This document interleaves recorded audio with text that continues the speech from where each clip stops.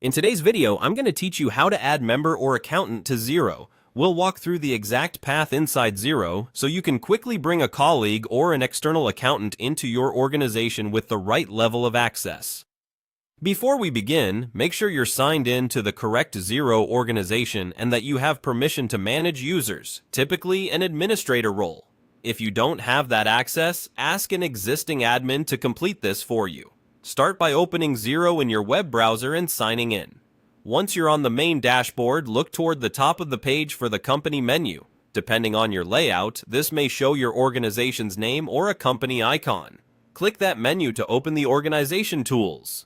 This is where Xero keeps the options that affect the whole business, so it's the perfect place to manage people and permissions.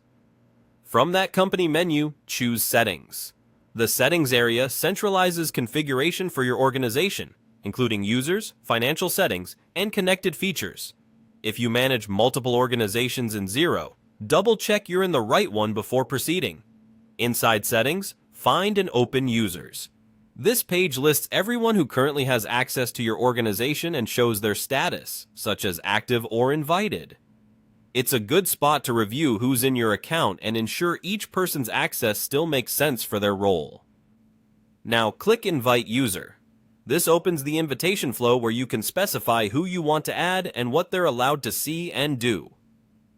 For a team member, you'll typically grant access that matches their responsibilities, such as invoices, bills, or bank reconciliation. For an external accountant or bookkeeper, you'll generally give broader accounting access so they can manage reports, journals, and end-of-year tasks.